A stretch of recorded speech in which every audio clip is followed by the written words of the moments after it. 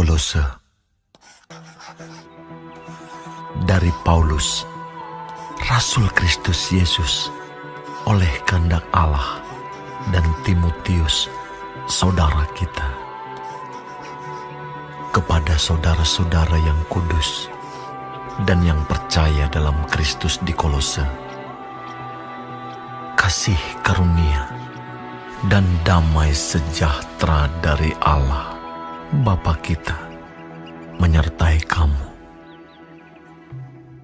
Kami selalu mengucap syukur kepada Allah Bapa Tuhan kita Yesus Kristus setiap kali kami berdoa untuk kamu, karena kami telah mendengar tentang iman-Mu dalam Kristus Yesus dan tentang kasih-Mu terhadap semua orang kudus, oleh karena pengharapan yang disediakan bagi kamu di surga.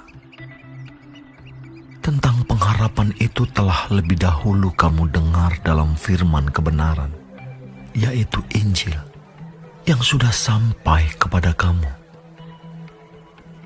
Injil itu berbuah dan berkembang di seluruh dunia. Demikian juga di antara kamu sejak waktu kamu mendengarnya dan mengenal kasih karunia Allah dengan sebenarnya. Semuanya itu telah kamu ketahui dari Epafras, kawan pelayan yang kami kasihi, yang bagi kamu adalah pelayan Kristus yang setia. Dialah juga yang telah menyatakan kepada kami kasih-Mu dalam roh. Sebab itu, sejak waktu kami mendengarnya, kami tiada berhenti-henti berdoa untuk kamu.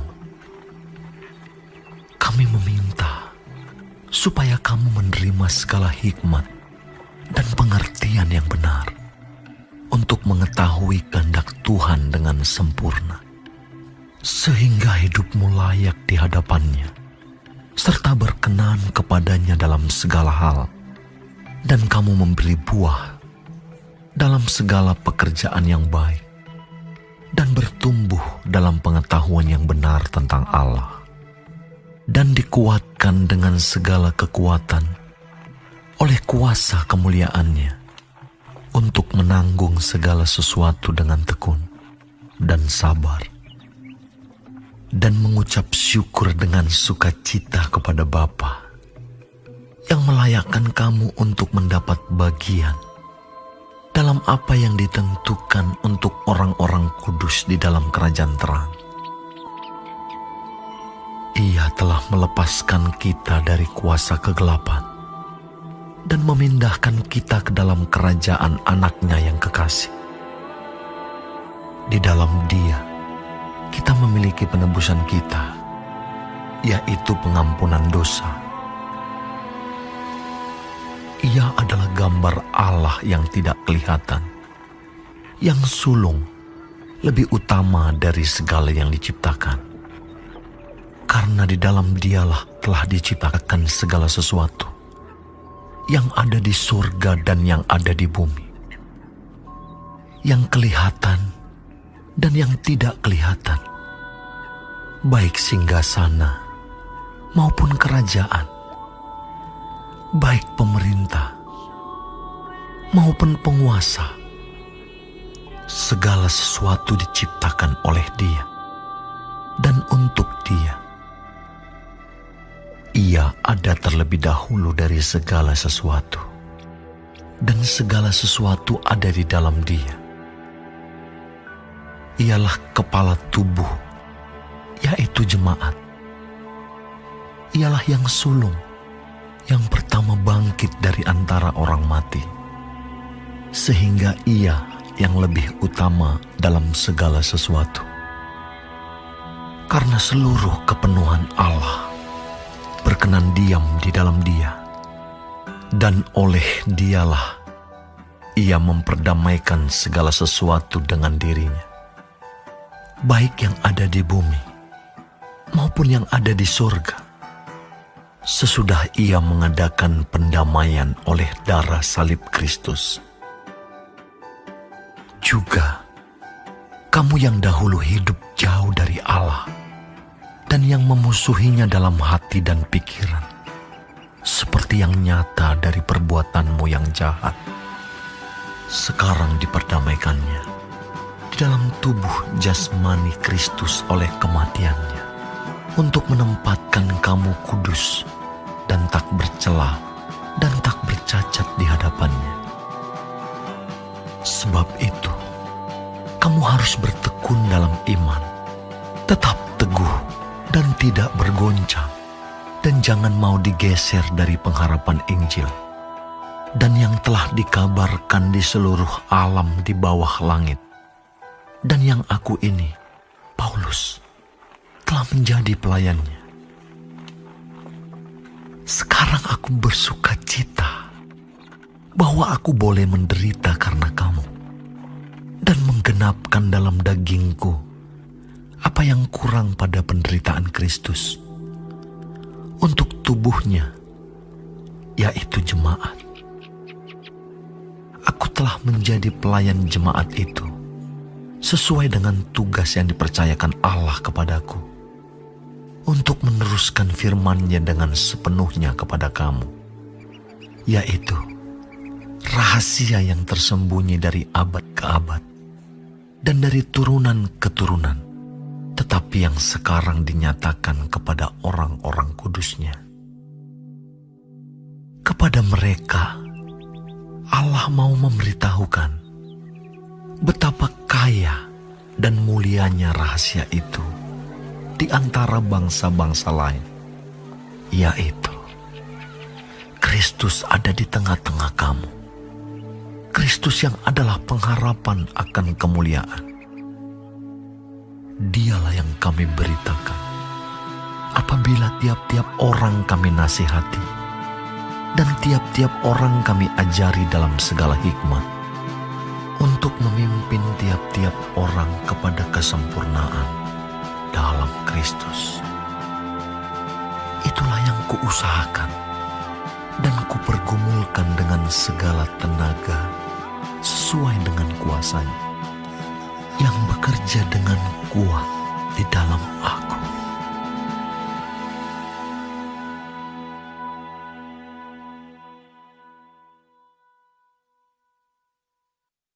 Shalom saudara-saudaraku yang dikasihi Tuhan Yesus.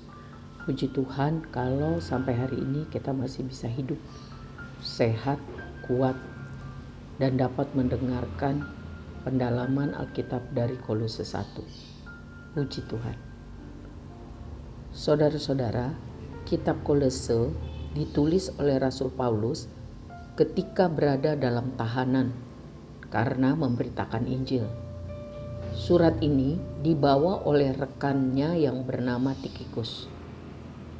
Melalui ilham Roh, Rasul Paulus mengajarkan untuk yang pertama, memberantas ajaran palsu. Yang kedua, untuk menekankan kehidupan yang diperbaharui dalam Tuhan Yesus Kristus. Rupanya guru-guru palsu telah menyusup ke dalam gereja di Kolose. Guru-guru palsu mengajarkan bahwa mereka mendapat wahyu, itu pasti dusta, tentang syarat memperoleh keselamatan kekal tidak cukup hanya pada percaya dan menerima Tuhan Yesus dan taat pada firman-Nya saja, tapi harus ditambah dengan filsafat dan tradisi Yahudi buatan manusia, antara lain meminta penyembahan kepada para malaikat sebagai pengantara antara Tuhan dan manusia. Masalah ini tercatat di Kolose 2 ayat 8, 16, dan 23. Jadi kitab Kolose ini mengajarkan bahwa yang pertama, bahwa Tuhan Yesus Kristus adalah juru selamat satu-satunya, kepala gereja, dan Tuhan semesta alam. Yang kedua, kita harus langsung berdoa atau menghampirinya, tidak diperlukan perantara. Yang ketiga, untuk menjadi orang Kristen berarti harus sungguh-sungguh beriman kepada Tuhan Yesus Kristus dan melakukan Injilnya. bersandar pada Tuhan Yesus, mengasihi Dia dengan sungguh-sungguh dan hidup di hadirat-Nya. Baik, kita lihat di ayat 9 sampai 14. Kami tiada berhenti-henti berdoa untuk kamu. Dari ayat-ayat ini kita belajar topik-topik yang dapat kita doakan bagi orang lain, agar mereka yang pertama mengerti kehendak Tuhan, yang kedua memperoleh hikmat dan pengertian yang benar menjalani kehidupan ini, yang ketiga hidup suci dan berkenan kepada Tuhan, yang keempat berbuah bagi Kristus. Ada 2 jenis buah. Yang pertama, jiwa-jiwa yang baru yang percaya kepada Kristus. Yang kedua, buah Roh Kudus seperti yang tercatat di dalam Galatia 5. Kasih, sukacita, damai sejahtera, kesabaran, kemurahan, kebaikan, kesetiaan, kelemah lembutan, dan penguasaan diri. Itu yang disebut berbuah bagi Kristus, jiwa-jiwa dan buah Roh Kudus. Yang kelima, dikuatkan secara rohani oleh Roh Kudus. Yang keenam, supaya bertekun dalam iman dan kebenaran serta sabar menanggung penderitaan dalam kehidupan. Selanjutnya yang ketujuh, bisa mengucap syukur dalam segala kondisi kepada Tuhan. Yang kedelapan, hidup terus dalam pengharapan akan sorga, tempat di mana tidak ada susah dan air mata. Tinggal berhadapan muka dengan Tuhan. Yang kesembilan, memiliki pengalaman atau mengalami keakraban dengan Tuhan Yesus setiap hari. Yang ke-10, lebih mengenal lagi kasih Tuhan Yesus. Yang ke-11, dipenuhi oleh seluruh kepenuhan Kristus. Artinya tambah hari tambah serupa dengan Kristus. Yang ke-12, menunjukkan kasih dan kebaikan hati kepada orang lain. Jadi berkat buat banyak orang. Yang ke-13, dapat membedakan yang jahat. Ya. Ini hikmat. Yang ke-14, bersungguh-sungguh untuk hidup tidak bercela. Yang terakhir, nomor 15, punya keinginan yang lebih lagi untuk siap menyambut kedatangan Tuhan Yesus yang kembali. Jadi itu topik-topik yang bisa kita doakan untuk orang lain. Sekarang kita lihat ayat 11. Dan dikuatkan dengan segala kekuatan oleh kuasa kemuliaannya untuk menanggung segala sesuatu dengan tekun dan sabar. Saudara, agar hidup kita dapat layak bagi Tuhan, kita harus selalu dikuatkan oleh kuasa-Nya. Karena itu, pemberian kuasa Tuhan Yesus adalah pengalaman yang harus terus-menerus. Karena hanya kuasa dari Tuhanlah yang memampukan kita untuk bisa menang atas segala kuasa iblis dan dosa. Karena hanya dengan kuasa dari Tuhanlah maka kita dapat menanggung segala sesuatu dengan tekun dan sabar. Filipi 4 ayat 13 berkata, segala perkara dapat kutanggung di dalam Dia yang memberi kekuatan kepadaku. Selanjutnya mari kita perhatikan ayat 15. Mengenai keutamaan Kristus, Ia adalah gambar Allah yang tidak kelihatan, yang sulung, lebih utama dari segala yang diciptakan. Ayat-ayat ini mengandung makna bahwa Tuhan Yesus adalah yang pertama dalam kedudukan. Ia yang tertinggi. Ia adalah penguasa atas segala ciptaan. Hal ini sesuai dengan Ibrani 1 ayat 1 dan 2, Yohanes 1 ayat 3 dan 10.